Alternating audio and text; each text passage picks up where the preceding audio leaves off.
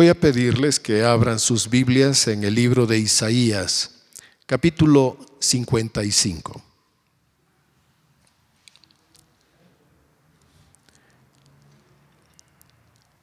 Hoy quisiera compartir con ustedes cómo vendrá la palabra del Señor a tu vida. ¿Cómo es que viene la palabra de Dios a nosotros? Recordamos en el libro de Hebreos que dice que Dios nos habla muchas veces y de muchas maneras. Hebreos 1:1. Y sabemos que Dios envía su palabra. Esta mañana queremos estudiar la palabra para ver cómo es que la palabra puede venir a nuestras vidas. Y les aseguro que hay maneras en que Dios envía su palabra que nos pueden sorprender. Leeremos en Isaías 55 los versículos 10 y 11, donde dice la palabra del Señor: porque como desciende de los cielos la lluvia y la nieve, y no vuelve allá, sino que riega la tierra y la hace germinar y producir, y da semilla al que siembra y pan al que come. Así será mi palabra que sale de mi boca. No volverá a mí vacía, sino que hará lo que yo quiero y será prosperada en aquello para que la envíe. Dios usa este ejemplo de la lluvia y la nieve. La lluvia que cae del cielo riega la tierra, pero el impacto y a donde Dios lleva más adelante su obra, dice que riega la tierra, luego la hace germinar, la hace producir y da semilla y pan. Es todo un proceso. La lluvia que cae en la tierra y se detona todo un proceso hasta tener pan en nuestra mesa. Ese es el resultado de la lluvia que cae y que riega la tierra. Tiene un efecto que va a conjuntar personas, oficios. Alguien tendrá que recoger el grano, primero sembrarlo, o primero preparar la tierra, sembrar el grano, luego vigilarlo que no haya mala hierba, luego recoger el grano, luego procesar el grano, luego llevarlo a la panadería y molerlo y hacer el pan. ¿Dónde empezó todo? Dice Dios, cuando la lluvia cayó sobre la tierra. Detona un proceso hasta llegar al pan que compartimos cada día en nuestras mesas. Ahora, lo que dice el Señor en el versículo 11: así es mi palabra. Produce resultados a través de un proceso. A veces quisiéramos como que Dios nos diera el paquete completo, como que Dios dijera: Señor, dame una casa ya completita, ya con todo hecho. Y lo que Dios puede hacer es darnos un terreno, darnos una oportunidad de unos trabajadores, el dinero y comprar un material, y quizás hacer una habitación, 2, 3 habitaciones, hacer un baño, ir creciendo poco a poco hasta tener una casa. Lo que hace Dios es darnos algo para empezar, y Él va a detonar un proceso para lograr mucho más. Entonces, tomando esta idea, pasamos a recordar la parábola del sembrador. Hace 8 días se mencionó la parábola del sembrador, donde Dios nos habla de esa obra donde Él siembra su palabra en nuestros corazones. Cada vez que alguien escucha la palabra de Dios, Dios está detrás de eso para sembrar una semilla de vida, una palabra en nuestro corazón. Puede ser en la radio una alabanza, puede ser a través de la predicación, que básicamente para eso es. Puede ser cuando leemos las escrituras que Dios detona una palabra para impactar nuestro corazón, pero esa palabra tendrá que pasar un proceso donde nosotros vamos a apropiarla, creerla y más adelante aplicarla a nuestra vida hasta que transforme nuestra vida y tengamos otra clase de resultados. Para empezar, vamos a hacernos unas preguntas y creo que la mayoría vamos a conocer las respuestas. No son preguntas así muy difíciles, digamos, como decir, ay, esto me hubiera traído mi calculadora hoy. No, es algo muy sencillo. Por ejemplo, la primera pregunta es, ¿qué significa la semilla? ¿Qué significa la semilla? Porque en la parábola se habla de un sembrador que está sembrando la semilla. Tenemos que ver en la Biblia lo que significa. Y si ustedes tuvieron cuidado, tendrían la respuesta porque la escribimos en el pizarrón.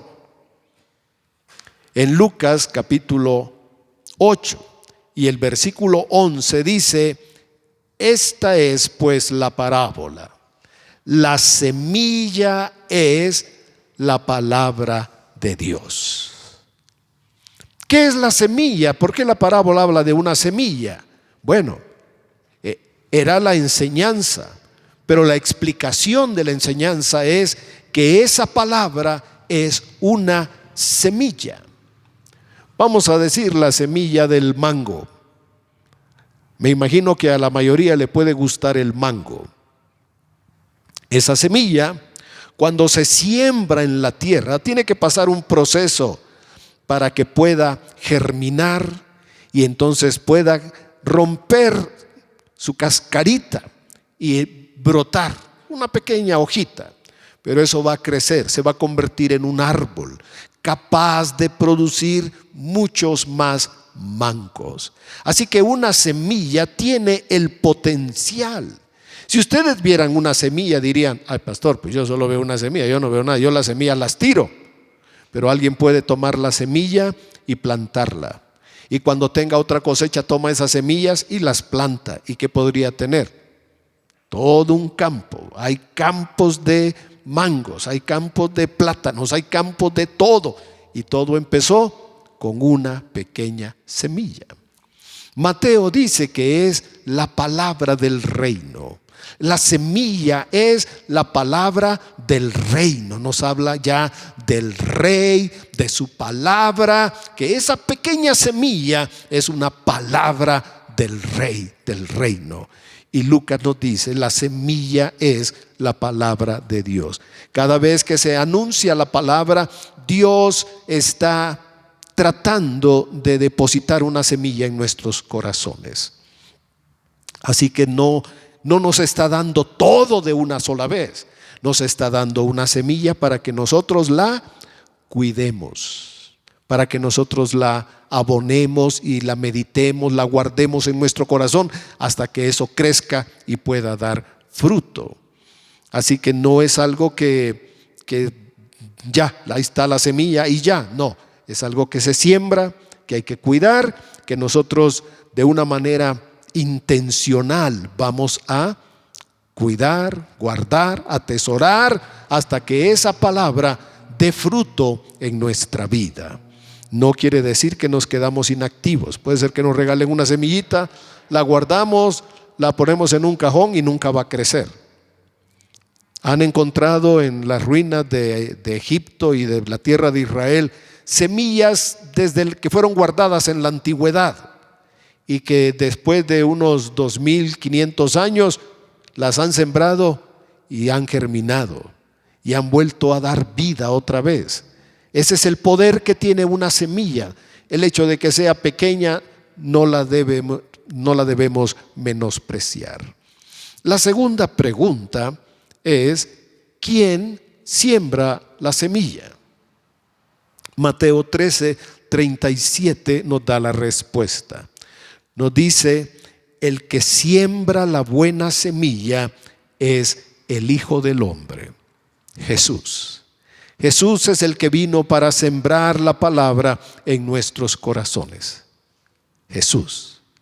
El que siembra la buena semilla es el Hijo del Hombre. Mateo 13:37. La tercera pregunta es: ¿dónde se siembra la semilla? Y creo que todos tenemos la respuesta. La semilla se siembra en nuestros corazones. La semilla primero llega a la mente para que la podamos comprender, entender. Pero el Espíritu Santo la va a depositar en nuestro corazón para que esa palabra pueda dar fruto. Como dice el Salmo 119:11: en mi corazón he guardado tus dichos para no pecar contra ti. ¿Dónde se guarda?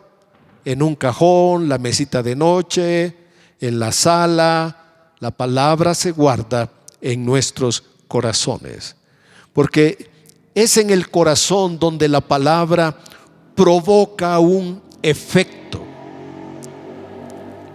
donde la palabra produce vida. Y lo primero que despierta la palabra cuando se siembra en nuestro corazón es la fe. La palabra de Dios despierta fe. Toda palabra que viene de Dios siempre va a despertar fe en nuestros corazones. Por eso dice en el libro de Romanos 10:9 y 10, dice que si confesares con tu boca que Jesús es el Señor y creyeres en tu corazón, creyeres en tu corazón. Si crees con el corazón. La fe no es algo de la mente, es algo del corazón. Una persona buena puede creer más fácilmente que una persona que es mala o que es maliciosa, porque el malicioso va a ser más incrédulo, tiene más malicia, tiene más maldad, duda de todo. Pero una persona buena puede creer más fácilmente. Si creyeres en tu corazón que Dios le levantó de los muertos, serás salvo. Y Romanos 10:10 nos da una clave. Dice: porque con el corazón se cree. Con el corazón se cree. Así que oímos la palabra, la entendemos en nuestra mente, pero en el corazón es donde el Espíritu Santo trabaja para que nosotros podamos atesorar esa palabra y la podamos guardar para nosotros. La otra pregunta, la cuarta, es muy sencilla. ¿Qué busca el Señor cuando siembra su palabra en nosotros? ¿Qué es lo que Él quiere? ¿Qué es lo que Dios está buscando cada vez que siembra una palabra en nuestros corazones?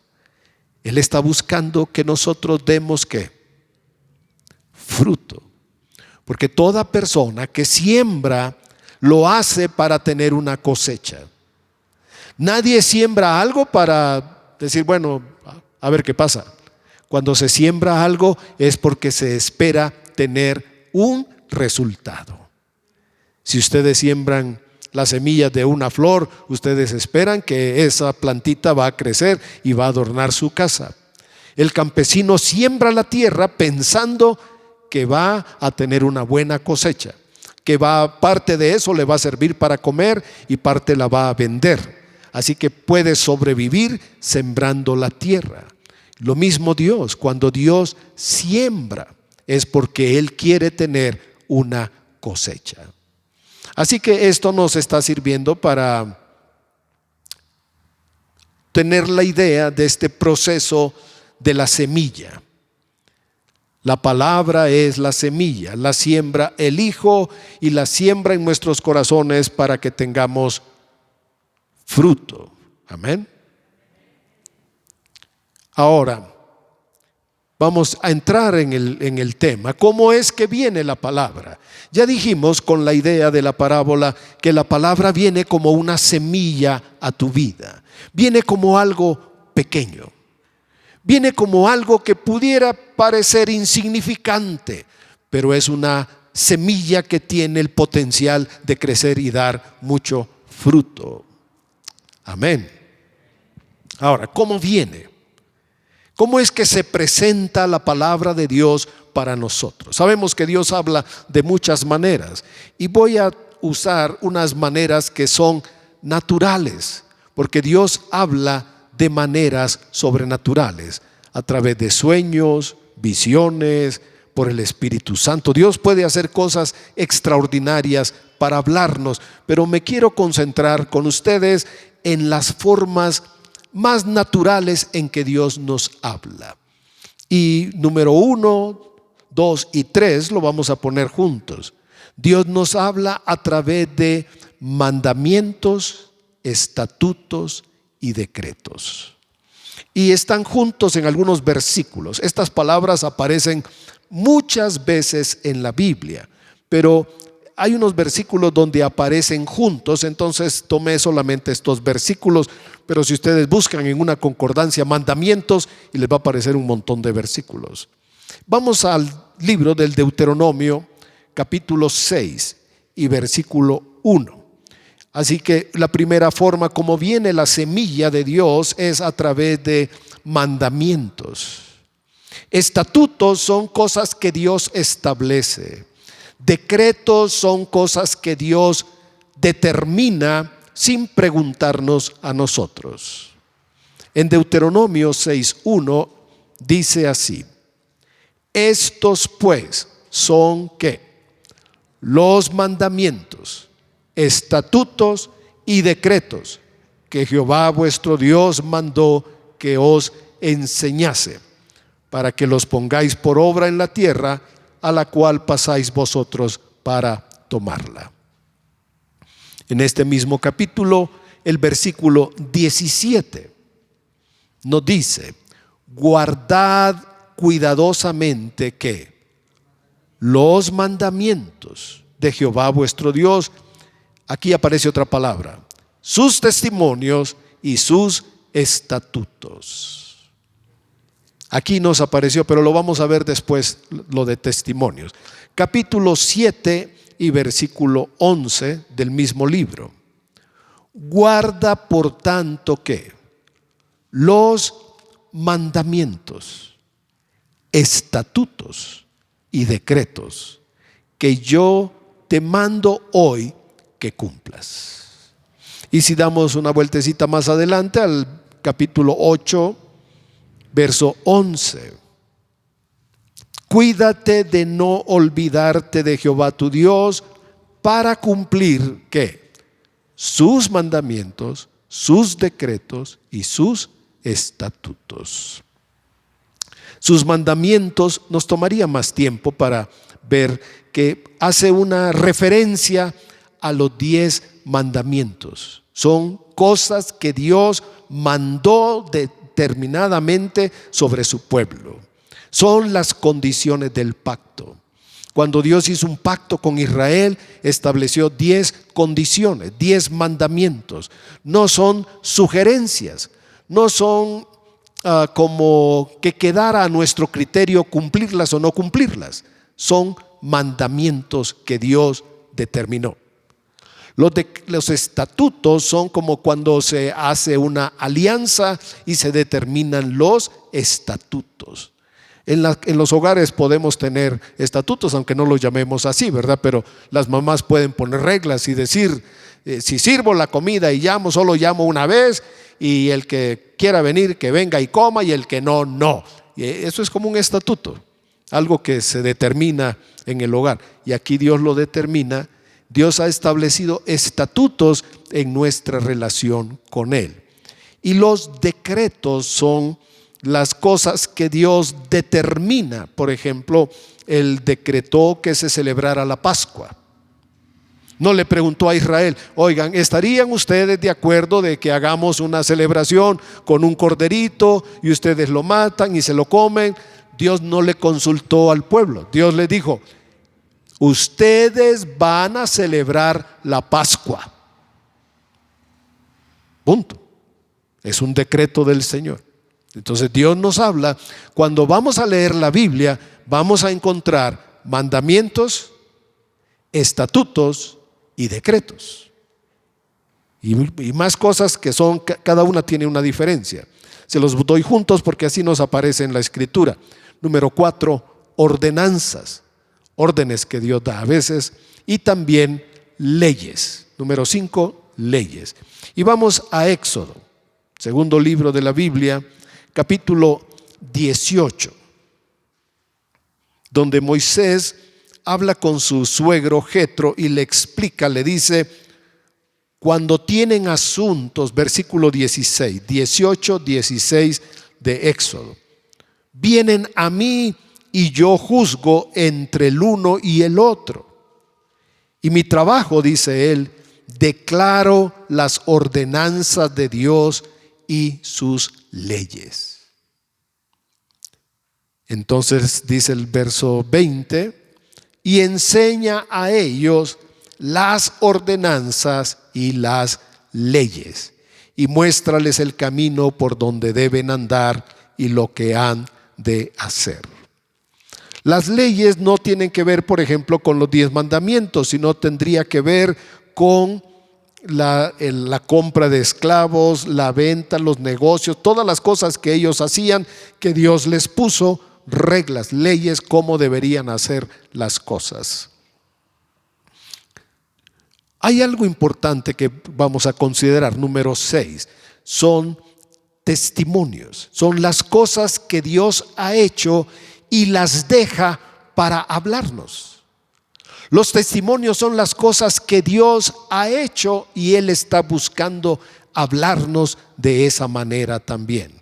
En la Biblia vamos a encontrar muchos testimonios, pero miren, en el Deuteronomio 6, estamos en este libro, estamos cerquitas, 6:17. Dice: guardad cuidadosamente los mandamientos de Jehová vuestro Dios y sus testimonios y sus estatutos que te ha mandado. Cuando Dios hace algo, establece un testimonio. Y esos testimonios, por ejemplo, el maná. Dios ordenó que se guardara maná dentro del arca. La vara de Aarón se guardó dentro del arca como un testimonio. Dios hace cosas para dejarnos a nosotros un testimonio. Cuando Dios ha sanado a alguien, nos deja un testimonio para que nosotros veamos en esa persona el poder de Dios y que Dios puede hacer lo mismo con nosotros también. En Deuteronomio 6:20 dice: mañana cuando te preguntare tu hijo diciendo: ¿qué significan los testimonios y estatutos y decretos que Jehová nuestro Dios os mandó? Ellos tenían que ponerse en su vestido de colgar unos hilos, y era para recordar al Señor, para no olvidarse. Entonces los hijos iban a preguntar: papá, ¿por qué hacemos eso? Y los padres tendrían que usar ese testimonio para explicarle a sus hijos. Puede ser cuando los niños están pequeñitos, que ven que nosotros levantamos las manos, y si ellos nos preguntan, dice: ¿por qué levantan las manos, papá? Porque es nuestra forma de adorar y de dar gracias a Dios. Sí, bueno, ya no tengo hijos pequeños, pero cuando vengan los nietos y nos vean los nietos, ¿qué le vamos a decir a esos niños? Así alabamos al Señor. Le cantamos y levantamos nuestras manos para adorar al Señor. Los testimonios Dios los ha establecido para hablarnos. Entonces la palabra a veces viene como un mandato, como un estatuto, como un decreto, como una ley, o viene como un testimonio. Hay otra forma en que Dios nos habla, que son los preceptos, que son como ciertas sentencias, ciertos mandatos que Dios establece en su palabra. Y dice el Salmo 19:8: Los mandamientos de Jehová son rectos, que alegran el corazón. El precepto de Jehová es puro, que alumbra los ojos. Los preceptos son como reglas, no son exactamente las leyes, pero son como ciertas reglas. Los padres, por ejemplo, conozco a la mayoría que puede decir: en el carro no se come. ¿Por qué? Porque dejan un tiradero. Entonces, con la pena, pero en el carro nadie come. Eso es como un precepto. Son como ciertas reglas que uno establece, que uno define. El precepto de Jehová es puro, que alumbra los ojos. Salmo 103:20 vuelve a hablar del precepto. Si lo quieren anotar, lo vamos a saltar. Dios nos habla también a través de consejos. La palabra, esa semilla, puede venir a nuestra vida como un consejo. Dice Proverbios 8:12: yo, la sabiduría, habito con la cordura y hallo la ciencia de los consejos. Más claro, Proverbios 19:21: muchos pensamientos hay en el corazón del hombre, mas el consejo de Jehová permanecerá. El consejo de Jehová permanecerá. La palabra puede venir muchas veces como un consejo, como algo suave. No tiene el carácter de una ley, de un mandato, de un decreto, de un estatuto, de algo que se ha establecido con firmeza y que no se debe violar. Un consejo es una palabra amable, que así Dios puede venir y hablarnos, señalarnos una dirección, algo.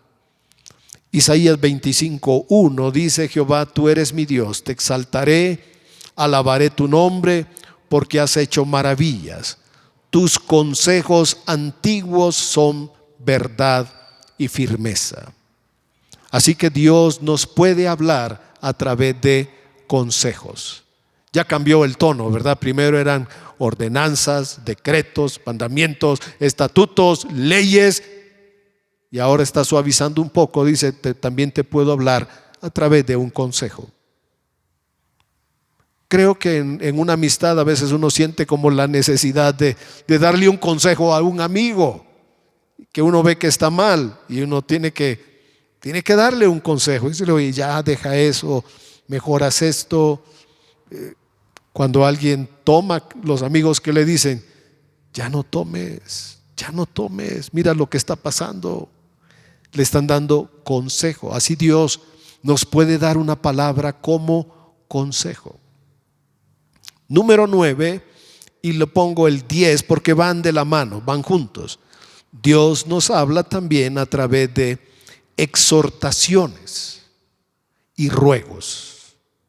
9 exhortaciones, 10 ruegos. Y vamos a la segunda carta de los Corintios, capítulo 6, versículo 1. Varias veces aparece en el Nuevo Testamento esta palabra de exhortación. Pablo, hablándole a los corintios, dice: así pues, nosotros como colaboradores suyos os exhortamos.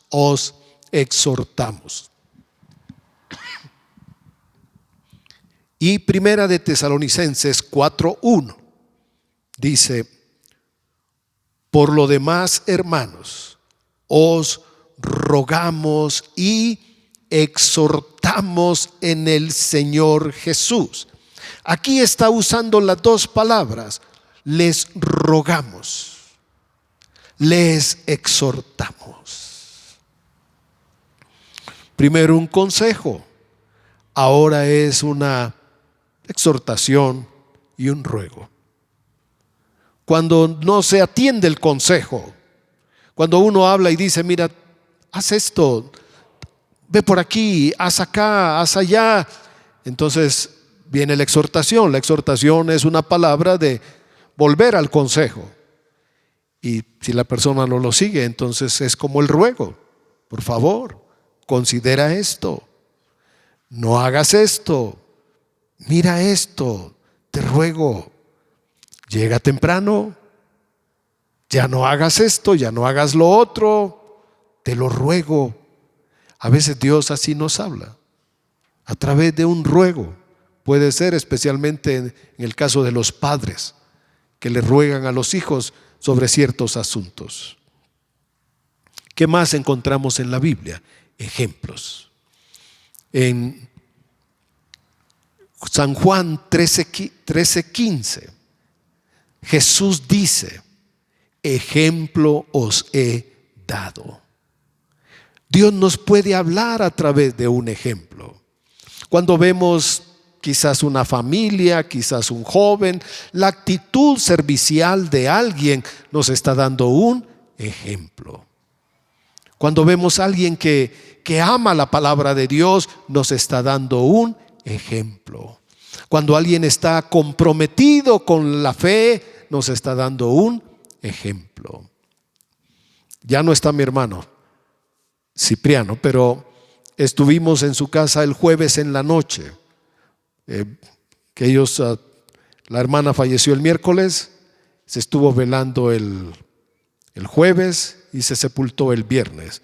Pero el jueves en la noche le pregunté: ¿va a venir alguien más? ¿Tiene más familia? Eran pocas personas y me dijo: pastor, tengo mucha familia, mucha, pero ellos no tienen mi fe y no los puedo invitar porque van a querer hacer las cosas a su manera. Y yo prefiero hacer las cosas como dice el Señor. Y se puso alabanza y se predicó la palabra del Señor. Él dice: yo prefiero esto, poquitos, pero honrar al Señor. Y no quiero tener problemas con mi familia, porque ellos no tienen esta fe. Es un ejemplo. Cuando alguien actúa con la seguridad de su fe, se hace un ejemplo. Los jóvenes que fueron al horno de fuego son un ejemplo. A través de la vida, Dios nos va a dar diferentes ejemplos a todos nosotros. Y en Primera de Corintios, lo que leímos fue Juan 13:15. Ejemplo os he dado, que dijo el Señor. Y en Corintios, primera carta, capítulo 10, verso 11: y estas cosas les acontecieron como ejemplo. Muchas gracias. Gracias. Estas cosas les acontecieron como ¿qué? Como ejemplo. ¿Y de qué está hablando? Dice: Israel, que no sean idólatras como ellos, que hicieron un becerro. No hagan esto como ellos. Y todas esas cosas les pasaron a ellos como ejemplos. Y están escritas ¿para qué? Para amonestarnos, para llamarnos la atención a nosotros, a quienes nos han alcanzado los fines de los siglos.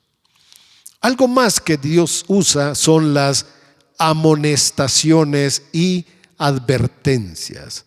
Amonestar tiene un carácter como cuando una autoridad llama a alguien. Todavía no lo está multando, pero le está amonestando, le está advirtiendo, le está diciendo: si usted no hace esto, entonces tendremos que tomar una medida. Es una amonestación, es un llamado de atención. Un empleado que está llegando tarde, se le hace una advertencia, una amonestación. Si llegas tarde otro día, te vamos a rebajar la mitad del salario, algo. Las sanciones que las mismas empresas ya tienen dentro de los contratos. En Hebreos 12:25 vamos a leer, porque este versículo es muy importante para entender cómo la amonestación de parte de Dios debe llamar nuestra atención para actuar de acuerdo a su voluntad. En Hebreos 12:25 está diciendo: mirad que no desechéis al que habla. Se refiere a Dios. No desechemos al que habla. Y pone este ejemplo. Porque si no escaparon aquellos, ¿de quién hablará? Dice que desecharon al que los amonestaba en la tierra. Está hablando del pueblo de Israel, que desecharon a Moisés. Desecharon, menospreciaron la palabra de Moisés, la dirección de Moisés. Por eso decían ellos: queremos otro líder, formemos un capitán, vámonos de regreso a Egipto. Ellos menospreciaron a Moisés, lo desecharon la palabra de Dios a través de Moisés. Entonces dice: porque si no escaparon aquellos que desecharon al que los amonestaba en la tierra, mucho menos nosotros si desecharemos al que amonesta. ¿De dónde? ¿Desde dónde Dios nos amonesta? ¿Nos puede llamar la atención? Claro que sí. A través, ya dijimos, a través de un mensaje, a través de un testimonio, a través de la radio, a través de, puede ser que hasta viendo una película aparezca algo ahí y nos llame la atención. Hoy digamos, y como que ahí Dios nos está hablando. Claro, esto no quiere decir, allá el pastor nos dio permiso que nos quedemos viendo la televisión todo el día, no. Pero bueno, tomando un ejemplo ahorita de lo que está pasando en el mundo. Se está jugando el mundial. Espero que no hayan corazones dolidos después del regreso de nuestra gloriosa selección. Eso pasa, hermanos. Ponemos la gente esperanzas, ilusiones, apuestas. ¿Y qué pasa? Los equipos pierden. Así tiene que ser. Unos ganan y otros pierden. No siempre ganan los mejores, pero por algo ganaron. Y por algo otros perdieron. Pero nuestra felicidad no está en un trofeo, hermanos. Nuestra felicidad y nuestra alegría no es que México pase. Nuestra alegría y nuestra felicidad es permanente porque estás firme en Cristo Jesús, ¿verdad? Y Dios puede usar. Yo veo a estas personas ahí, los famosos eliminados, que están llorando. Bueno, hermanos, triste es perder la salvación, la corona de la vida eterna. Eso sí es triste. Porque los premios de la tierra solamente son cosas que se quedarán en la tierra. Pero las victorias, los premios que Dios ofrece son eternos.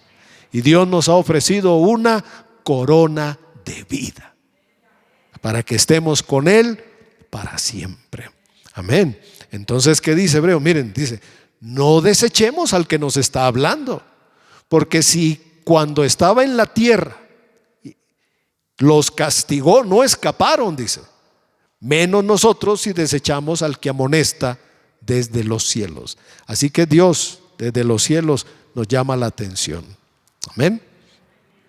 Segunda de Pedro 1:13. Pedro ya está, él cree que ya está a punto de partir, y en la segunda carta él le da varios consejos desde esta perspectiva. Y dice el verso 13: pues tengo por justo, en tanto que estoy en el cuerpo, el despertaros con amonestación. Una amonestación, dije que es un llamado de atención. Dios nos llama la atención de muchas maneras. Si uno va en la carretera y uno ve un accidente, o tristemente ves un carro que te rebasa a una velocidad excesiva y más adelante chocó, en lugar de criticar, uno debería decir: esto tiene que ser un ejemplo para mí, le voy a bajar a la velocidad, voy a tener más cuidado, debo ser más cuidadoso. Y nos debe servir para, siempre que vamos en la carretera, oramos y rogamos por todas las personas que están en la carretera.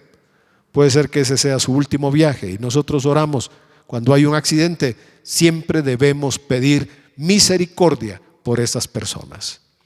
Así que Pedro dice: yo ya estoy para partir, pero ¿qué hago? Siento que tengo por justo el despertaros con amonestación.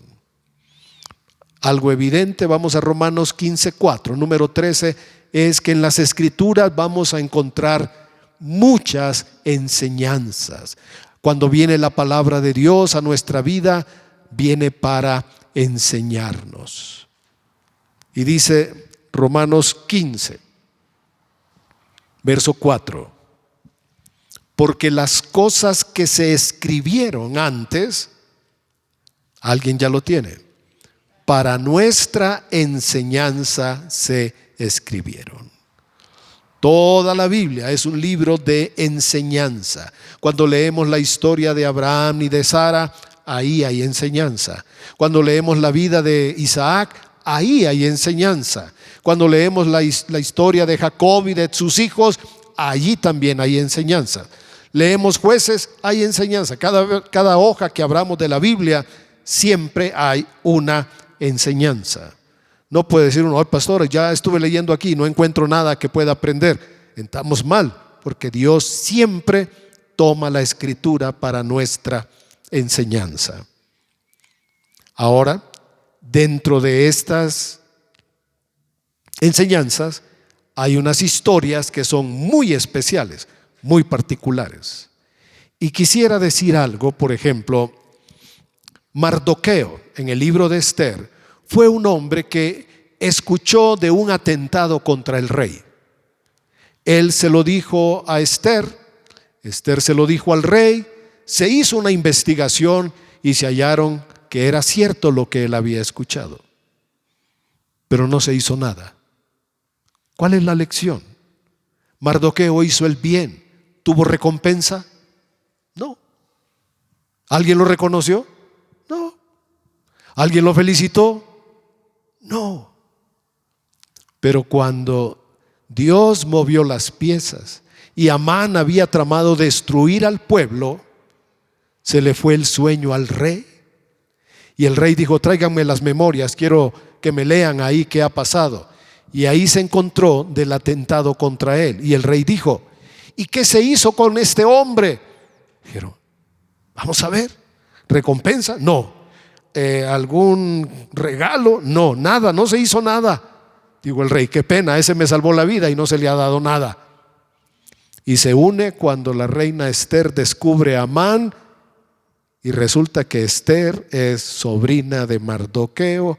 ¿Saben que todas las propiedades de Amán pasaron a ser de quien creen que la recibió? Si han leído, saben que Mardoqueo heredó todo el bien. Si hoy haces el bien y nadie te lo reconoce, no te preocupes, porque el Señor lo sabe. Y el bien que tú haces, el Señor te lo va a recompensar. ¿Cuántos me pueden decir que eso es cierto, que lo han experimentado? Porque yo lo he experimentado. Amén, esto es verdad. Así que a través de estas historias Dios siempre nos va a enseñar. Número 15, algunos dirán: pastor, ¿no hay por ahí promesas? Sí, Dios nos habla a través de sus promesas. Y segunda carta de los Corintios 1:20 dice que todas las promesas, segunda Corintios 1:20, todas las promesas son sí y son amén en Cristo Jesús. Todas las promesas de nuestro Dios. Y la segunda carta de Pedro 1:4 dice que Dios nos ha dado preciosas y grandísimas promesas.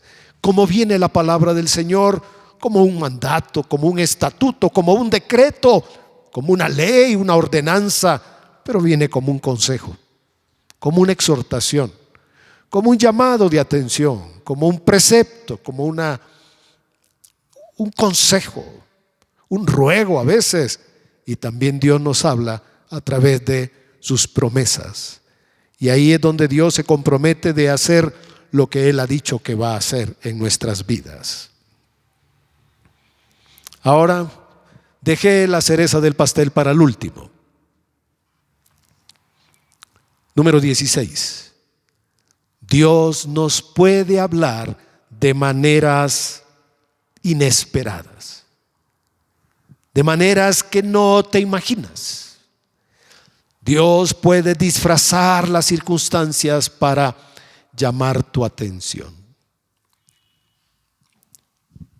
Y les voy a pedir que leamos en el libro de Reyes, porque ahora vamos a tomar una historia y vamos a sacar una enseñanza. En el primer libro de Reyes, capítulo 34. Es una historia muy importante que todos deberíamos conocer. En esta historia, el rey de Siria se llamaba Ben-Hadad, y mandó amenazar a Acab y le dijo: todo lo que tú tienes en tu casa es mío. Y Acab, con miedo, dijo: bueno, pues está bien,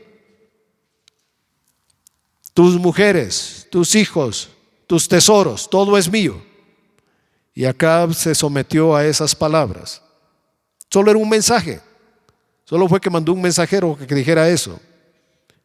Y después le dijo el rey: ¿y sabes qué? Y me voy a llevar todo lo que tienes en tu reino. Entonces Acab dijo: bueno, pues no quedamos en eso. Y no queriendo pelear, se fueron a la guerra. Pero ellos clamaron a Dios, y Dios tuvo misericordia y salvó a Acab. Ben-Hadad fue derrotado una vez, pero al año siguiente vino Ben-Hadad y volvió a atacar a Israel.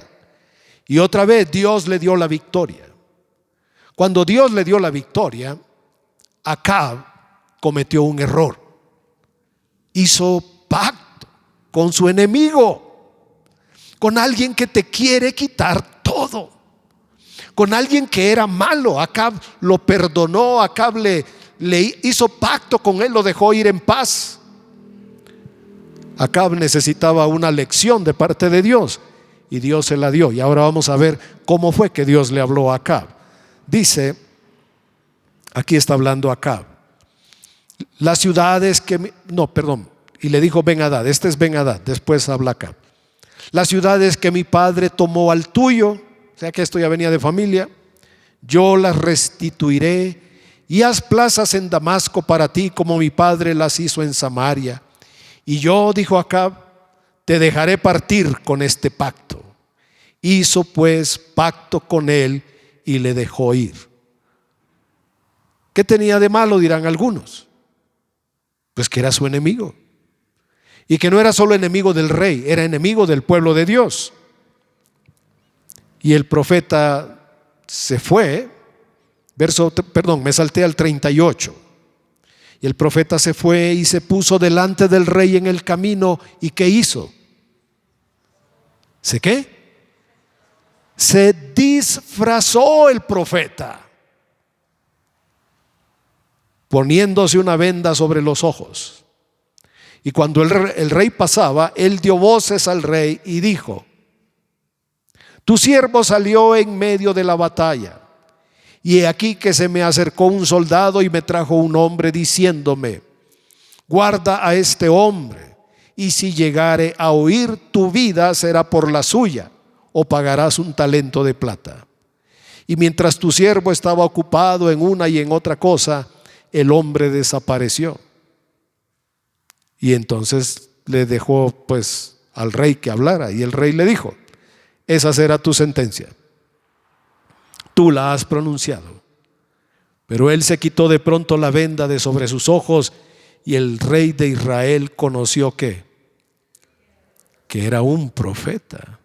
Y él le dijo: así ha dicho Jehová, por cuanto soltaste de la mano el hombre de mi anatema, tu vida será por la suya y tu pueblo por el suyo. Dios le hubiera podido mandar un mensaje a este hombre directo, pero usó una forma disfrazada de hablarle. ¿Será que Dios puede usar estos recursos? Creo que sí. Les quiero dar el ejemplo que dice Mateo 25:34. El rey va a separar a unos a la derecha y otros a la izquierda. A los de la derecha les dirá: venid benditos de mi Padre, heredad del reino preparado para ustedes desde la fundación del mundo, porque tuve hambre y me disteis de comer, tuve sed y me disteis de beber, fui forastero y me recogisteis, estuve desnudo y me cubristeis, enfermo y me visitasteis, en la cárcel y venisteis a mí. Y ellos le dirán: Señor, ¿cuándo te vimos enfermo en la cárcel? ¿Cuándo te vimos con hambre? ¿Cuándo te vimos con sed? ¿Cuándo? ¿Y qué les va a decir el Señor? Porque lo hicieron a uno de estos, a mí me lo hicieron. ¿Dónde estaba el Señor? Disfrazado. En uno en la cárcel, en un hospital, enfermo, sufriendo, desnudo. ¿Qué dice el Señor? Lo que le hicieron a ellos, a mí me lo hicieron. Y a otro les dirá: y ustedes apártense, porque tuve hambre y no me dieron de comer, tuve sed y no me dieron de beber. Y Dios dirá: ¿cuándo, Señor? ¿Cuándo te vi? Bueno, es que lo que no le hicieron a uno de estos, no me lo hicieron a mí. Y termino, porque hace unos 2000 años Dios se hizo carne y vino como un niño y nació en un pesebre, no en un palacio. Él es el Rey de la gloria, pero no escogió nacer en un palacio, en una cuna de cedro, de madera preciosa, sino que en un pesebre. Y estuvo ahí para darnos un ejemplo a nosotros de humildad. El Rey de la gloria vino como un niño. Cuando la gente lo miraba, Isaías dijo antes, Isaías 700 años dijo: Él no tiene hermosura, no hay parecer, más bien es como una raíz de tierra seca. No hay parecer en Él ni hermosura para que nosotros le podamos desear.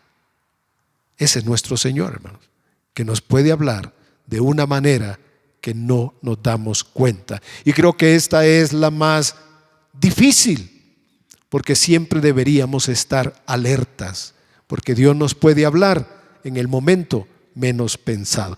¿O qué piensan ustedes, hermanos? ¿Verdad que sí? Así que si vemos a alguien con hambre, pudiera ser el Señor.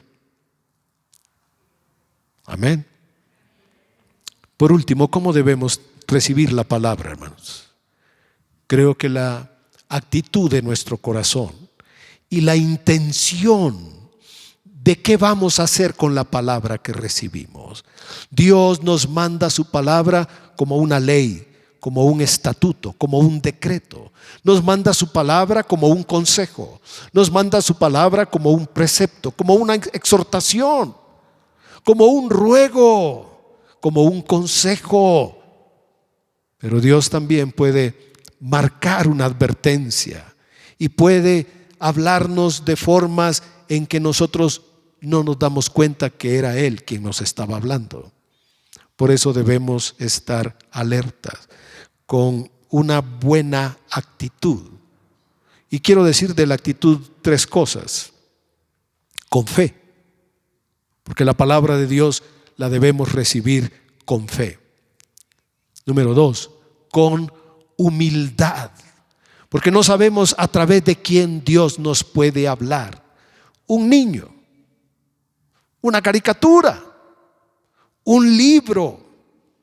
En los hospitales, hoteles, escuelas se han dejado Nuevos Testamentos. Y han habido personas que han entrado a un hotel con el deseo de suicidarse y encontraron una Biblia en ese hotel, la empezaron a leer, se arrepintieron y se entregaron al Señor Jesucristo. La palabra no vuelve vacía, hermanos. La palabra nunca volverá vacía. Así que debemos recibirla con humildad. No importa quién hable la palabra, nosotros debemos estar alertas, atentos, porque puede que Dios nos sorprenda en la forma que nos esté hablando. Número 3, debemos desechar lo malo. Toda forma de malicia, toda forma de engaño, hipocresía, dice la primera carta de Pedro 2:1. Desechando toda malicia, todo engaño, hipocresía, envidias y todas las detracciones.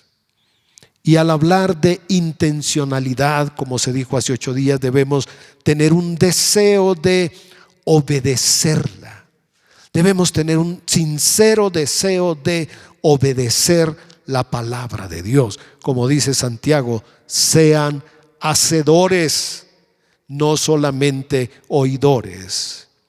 Y debemos tener un deseo de atesorar la palabra. Debemos hacer un esfuerzo, hermanos, por leerla, meditarla, memorizarla. Usted dirá, pastor, ya a mis años no se me queda nada.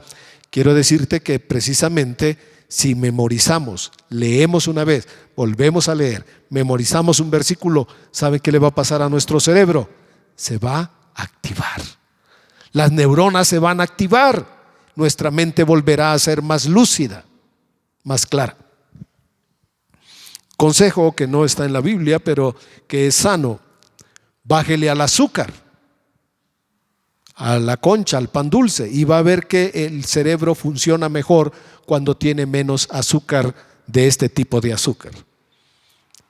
Como ya leímos en el Salmo 119, en mi corazón he guardado tus dichos. Y quiero terminar con estas palabras: en mi corazón he guardado tus dichos.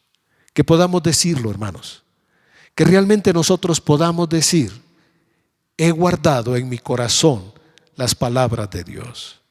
Las leo y las vuelvo a leer y las vuelvo a leer. Y a veces quizás no lo puedo repetir exactamente, pero lo puedo parafrasear. Puedo decir más o menos lo que está diciendo la Escritura. Terminemos con esta expresión: en mi corazón he guardado tus dichos para no pecar contra ti. Y vamos a orar. Dios nos habla de muchas maneras. Hemos visto de una manera así, abuelo de pájaro, que Dios nos habla a través de mandamientos, estatutos, preceptos, leyes, ordenanzas, decretos, pero nos habla también a través de consejos. Su palabra a veces viene como una semillita con un consejo, parece pequeño, pero Dios nos está hablando. Pero Dios está tratando de penetrar nuestro corazón para que allí pueda germinar esa palabra y pueda dar fruto. Dios nos puede hablar a través de las historias de la Biblia. Toda la Escritura es una enseñanza para nosotros. Puede ser que en algún momento hasta alguien nos ruegue por algo y es Dios que está tratando de prevenirnos del mal. De estas maneras y de muchas más, Dios nos habla. Quiere depositar una semilla en tu corazón, una semilla que dé fruto, que prospere en tu vida, que transforme tu vida, que la haga fuerte, una vida victoriosa, vencedora, una vida que experimente el poder de Dios, la sanidad, la gloria de Dios. Pero no te está dando el milagro completo, te está dando una semillita para que la atesores en tu corazón y produzca los frutos de gloria, de poder, de victoria. Puedes unir tu corazón conmigo para decir: Señor, quiero guardar en mi corazón tus palabras. Quiero guardar en mi corazón tu palabra para no pecar contra ti. Quiero atesorar en mi mente, en mis pensamientos, entretejer cada una de tus palabras.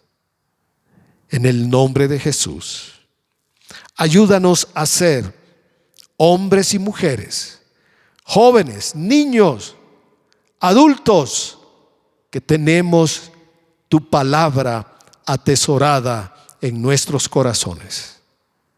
Sé que hay muchos placeres y entiendo que el mundo ofrece muchas cosas de una aparente felicidad, pero aquel que hace la voluntad del Padre permanece para siempre. No te aferres a lo terrenal. No te aferres a lo temporal.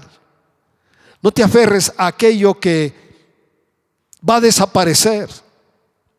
Aférrate a lo eterno. Aférrate a aquel que amonesta desde el cielo. Aférrate a aquel que busca todas las maneras para hablar a tu corazón, para llamar tu atención, para volver a la relación con Él, a la intimidad con Él, a la obediencia a Él.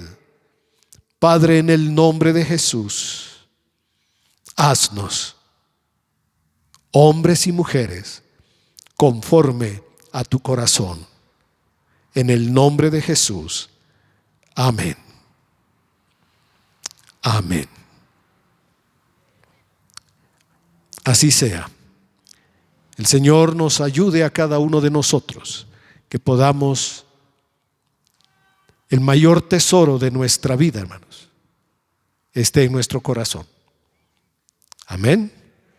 No es las cosas que tenemos, no es la cuenta del banco, no es la seguridad esa. Nuestra seguridad está en aquel que hizo los cielos y la tierra.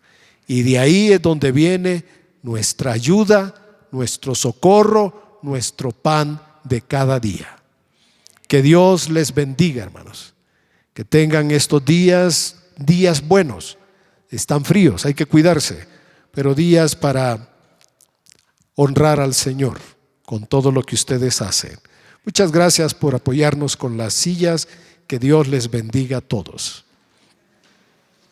Y salúdense, hermanos. Por favor, salúdense unos a otros.